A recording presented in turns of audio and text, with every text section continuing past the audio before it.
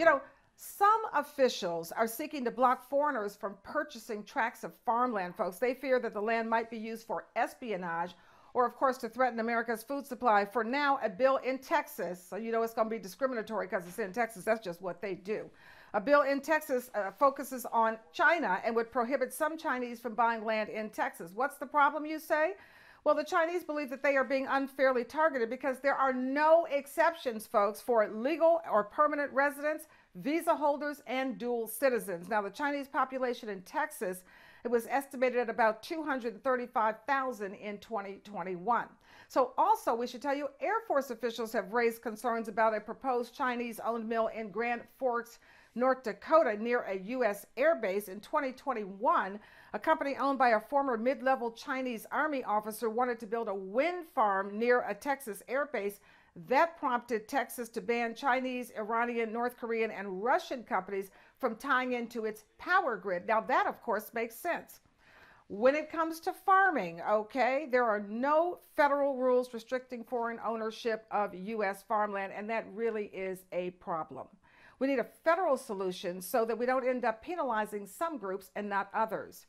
Our precious farmland, especially in the time of climate change, is simply too important, folks. We know that agriculture is a major use of our ground and surface water, and irrigation accounted for 42% of the nation's total freshwater withdrawals in 2015. Now, for those countries that are allowed to buy farmland here, where is the regulation, okay? Where's the regulation of pesticides, herbicides, and water usage from the water table? Local residents don't have pockets deep enough to sue these countries. The feds need to step in, put in some minimum standards so that we can protect our water table and the security of our military bases or critical infrastructure like our electric grid. We are running out of water. We can't have everybody coming in here, buying our farmland, using our water because we don't have enough water to feed ourselves.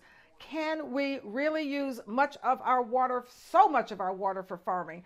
The entire product of which, this is the thing that is really interesting, a lot of these countries, they buy the land, they farm, and 100% of the product that they farm leaves the United States, okay? We need a balance, and the answer is to focus on all countries, not just China, North Korea, and Russia, and Iran.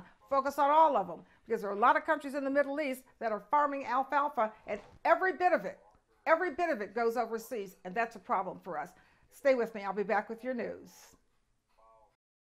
Thanks for joining me with your news from all around the neighborhood and all around the world. Folks, we're going to begin with Malcolm X's family because they are suing the FBI, NYPD, and other agencies over his assassination, which, as you know, happened February 21st, 1965. Folks, one of his daughters says new details show federal and state agencies covered up crucial evidence. Oh, yeah, okay.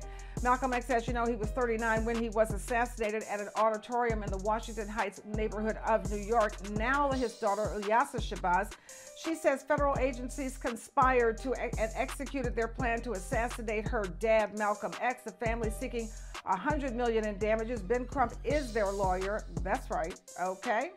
Crump says those high-ranking U.S. officials include former FBI Director J. Edgar Hoover. Well, that's not a surprise to anyone after what we know about him. The two men who went to prison for Malcolm X's murder were exonerated last year after an investigation found that the prosecution withheld key evidence that proved that they did not commit the murder.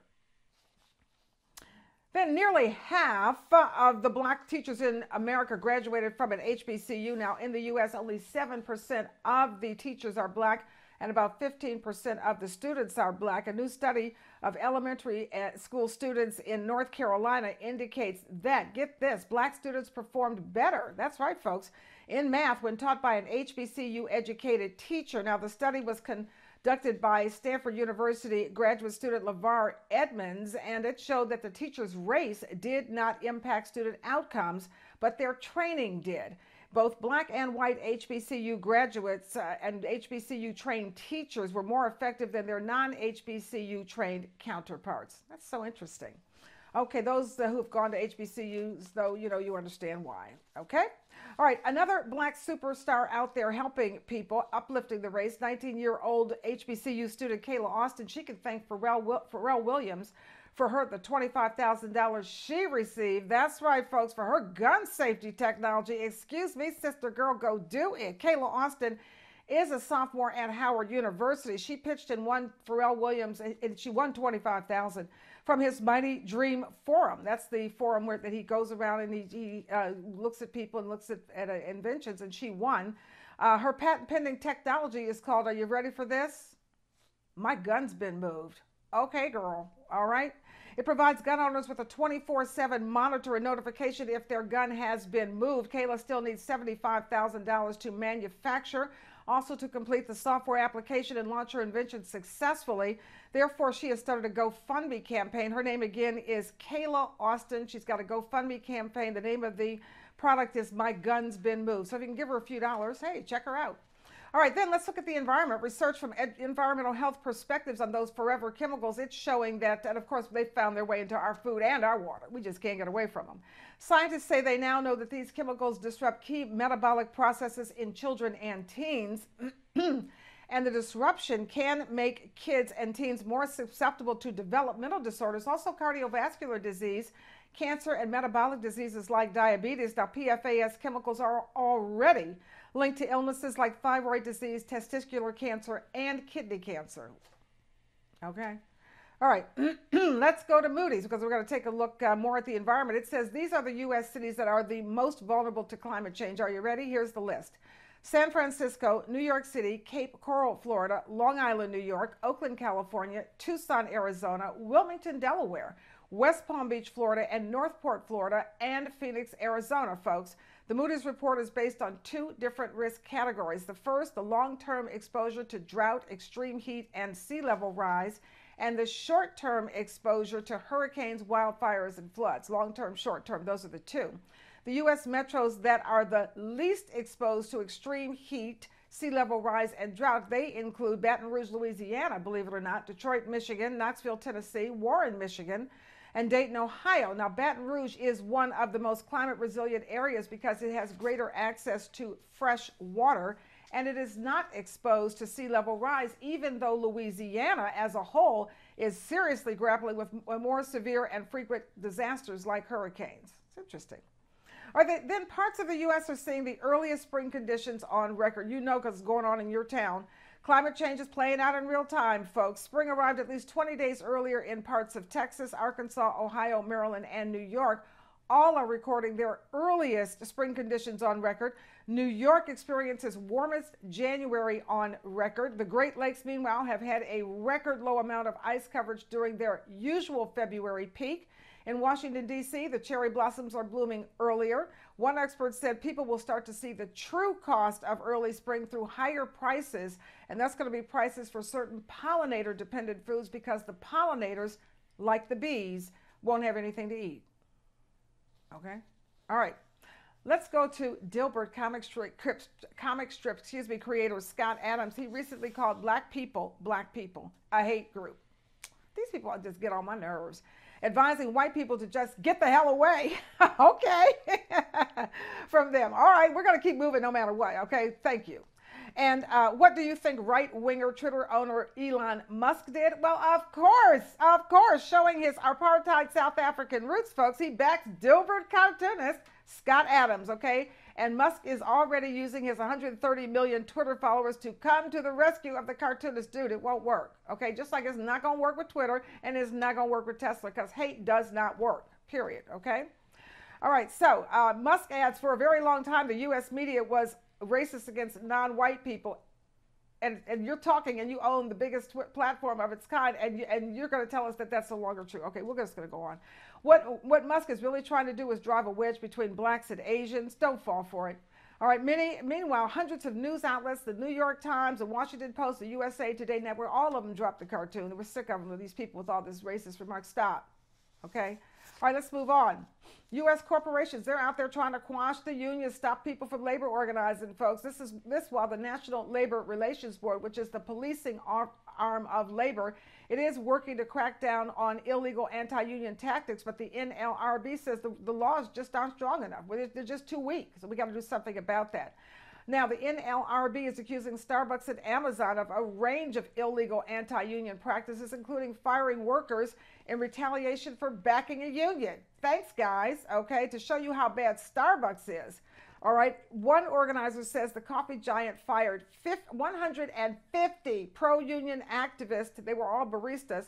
Closed a dozen recently unionized stores. Meanwhile, we should tell you that REI workers, they had a successful union vote in March of 2022. Amazon in April, Apple in June, Trader Joe's in July, and Chipotle in August. And you would say, yippee! But guess what? None of those companies have reached the first contract. It's almost been a year. Get it together, dude. You do every other contract you want to do. You don't have any problem getting it done. To retaliate, say organizers, Chipotle shut down a store in Augusta, Maine after workers there petitioned for unionization. Apple is accused of illegally spying on and threatening workers. Even so, workers at Apple stores in Towson, Maryland and Oklahoma City, they voted to unionize. As for Trader Joe's, well, it closed its only wine shop in New York City just days before that shop's workers were set to announce plans to seek a union election. And Tesla, oh yeah, Elon Musk, okay. They fired more than 30 workers after a union drive announcement. It's not going to work, folks. We're tired of being spit on. That's just what the American workers say. All right. Let's look at the diaspora real quickly. Take a look at Guyana, where Guyana and India are close to working out a memorandum of understanding aimed at boosting their cooperation in the petroleum sector. You should know Guyana has one of the world's largest oil reserves, okay? Then we'll look at Barbados. It's going to export 2,500 tons of packaged sugar every year to the United States. Now, the deal is expected to bring about $2.1 million to Barbados. All right, now, here's the thing. Barbados has always done sugar. That's nothing new. What is new is that it's now having locally branded packages of sugar exports, okay? Barbados used to only produce and export sugar in bulk, but now it's branding and packaging the sugar to sell. I'll be buying that Barbados sugar. I bet it's sweet. Oh, yeah. All right, and then a large social network promoting anti-Western and pro-Kremlin ideas. That's how Russia is expanding its influence in Africa, and particularly in French-speaking Africa. And it's using Facebook, YouTube, and Twitter, in addition to Telegram and VK, which is Russia's homegrown version of Facebook. And it's just trying to sow division over there. And of course, we know Russia is very good at that. So, hey, if you're over there in French-speaking Africa, don't fall for the okie doke. Those are your stories. I'm Carol Angela Davis. Thanks for joining me. And of course, I'll be right back with Missing, the Slay Word, Ask Dr. K, the Financial Report, and the International Report. Stay with me. Carol Angela Davis here with the Slay Word of the Week. And the word this week, folks, is heteroclite. Oh, yeah, it's an interesting word. Heteroclite. Heteroclite. It is an adjective, which means it modifies or describes that noun. Its origins are in Latin in the 16th century, and the definition excuse me, is abnormal or irregular. So we're going to use it in a sentence. Ready? My grandfather held a number of heteroclite beliefs, including that one must always drown out heavy rain with loud music. 2, my neighbor is a friendly but heteroclite person who feeds raccoons. I'll say, okay, heteroclite, that's your Slay Word of the Week. Use it all week long and level up your vocab. As you know now, it means abnormal or irregular. So we could define Congress as a heteroclite Congress. That's at least with Kevin McCarthy as the leader. Stay with me. Anyone who thinks that slavery ended in the 1860s with the signing of the Emancipation Proclamation are grievously wrong. If we caught a bird, we ate through the feathers and ate the bird. We didn't have nothing to cook on. We didn't have no stove. You know who you are and who we are. We're still on that big plantation. She was bonded to them until they died. She was their slave. They said, well, we're going to be killed tonight. Could that same white dude keep terrorists there? Or Russian spies, or the KGB, and the government wouldn't know it? No. They thought I was beat so bad that I couldn't do nothing, but I did.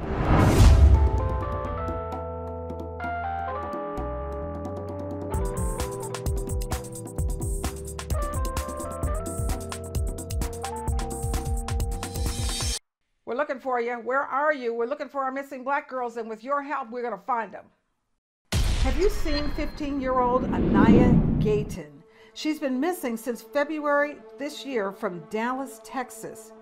That's Anaya Gayton. She's 15 years old. She's been missing since February of this year from Dallas, Texas. Anyone having any information, please contact McKinney Police Department, and their phone number is 972-547-2700.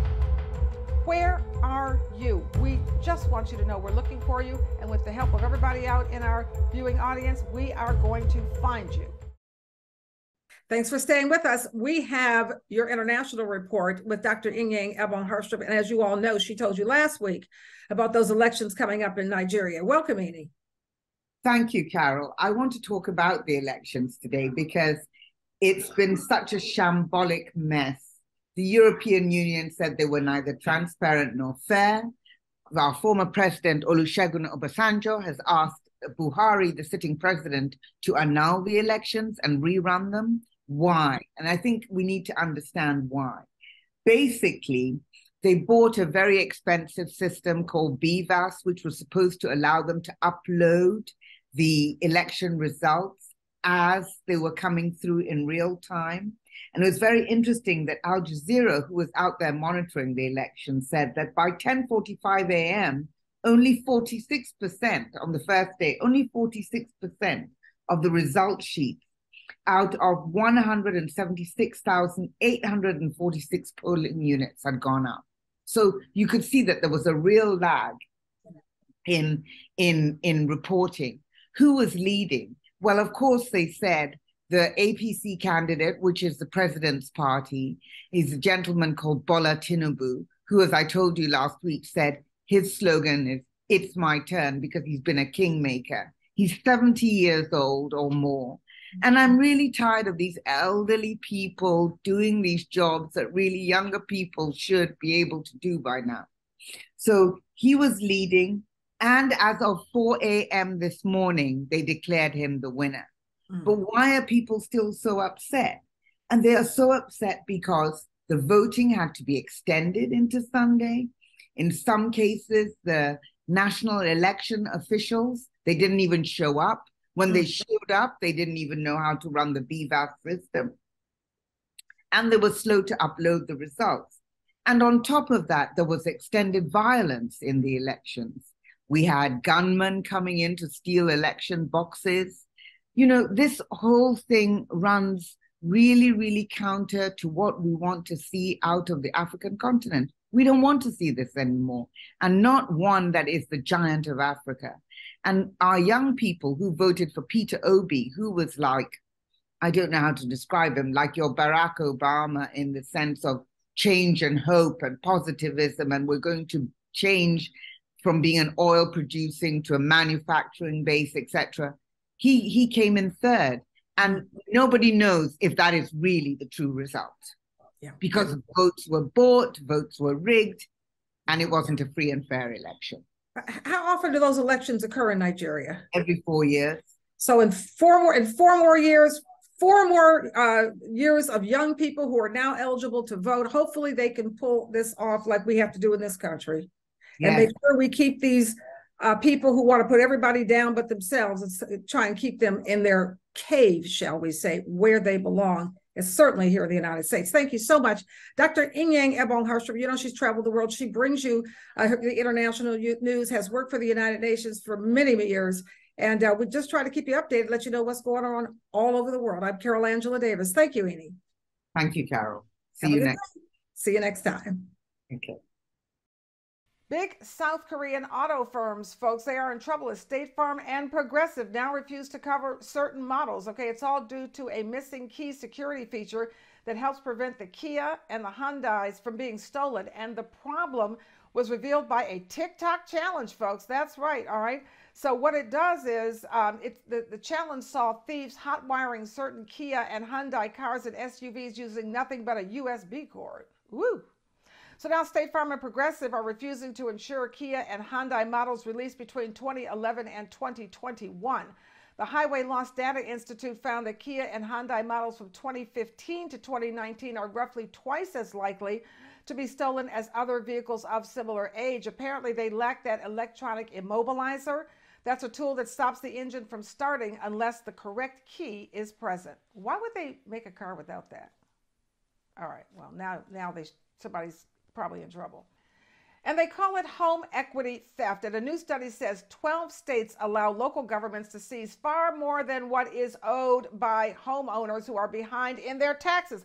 We all know about that trick. It's been used for years to take land, especially from African Americans.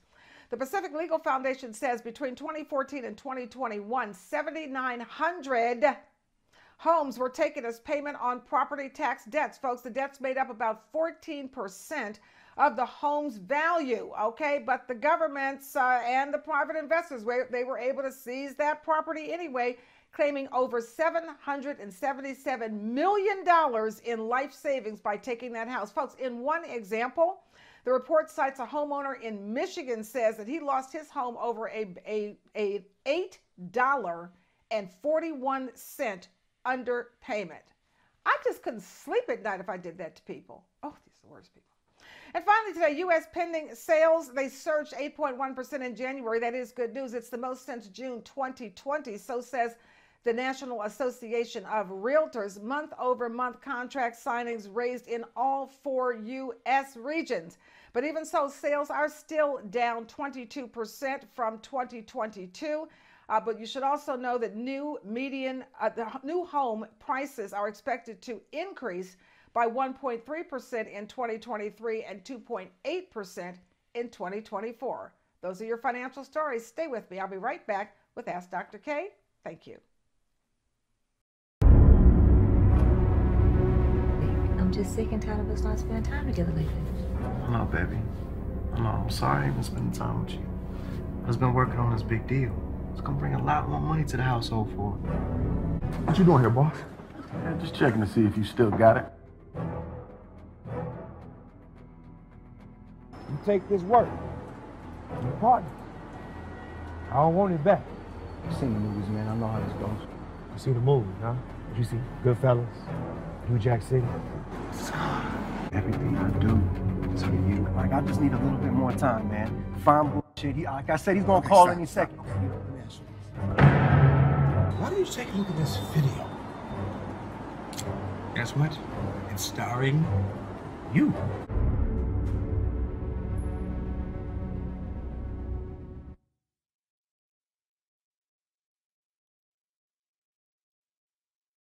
Thanks for staying with us and getting all the information that we bring you, all the news from around the neighborhood, and of course, all around the world. And now we always close with your health. Dr. K is with us talking about your pancreas. Welcome, Dr. K. Thank you. Thanks so much for having me. Well, I went to a health fair this weekend, and they had a booth on pancreatic cancer, which I found alarming because we know anybody with pancreatic cancer is a very rare form of cancer. But what they were telling me was that it is becoming a leading cause of cancer deaths in minority communities. Mm-hmm. So people from the African diaspora, let's talk about it. Pancreatic cancer has many risk factors that are associated with our everyday lives. Some people are going to get it because it does have a genetic component, but let's do what we can to avoid it. Number one, smoking, okay, doubles the risk of pancreatic cancer, if you can believe that. That includes e-cigs, regular cigarettes, smokeless tobacco, cigars, and marijuana. Mm-hmm. Number two, obesity. Mm-hmm. Obesity is a cancer-causing disease, and we have to think of it that way. Adipose tissue causes cancer. Those are the fat cells. So obesity markedly increases the risk of pancreatic cancer later in life. Even people who are normal weight but have a large abdominal girth are at increased risk for pancreatic cancer. Mm-hmm. Diabetes. Diabetes is a terrible disease, and it impacts every organ of our body, including our pancreas. And the last one is excessive alcohol use. So limiting those factors, we can do what we can to limit the development of pancreatic cancer and hopefully really increase our longevity. People, the theme of all this is a whole food, plant-based diet supports the physiology of people from the African diaspora. Meat, dairy, it's not for us. And having it in our neighborhoods along with sugar and sweets and drive-throughs and middle aisles is really something. The concept is called nutricide, and it is killing a whole people through food.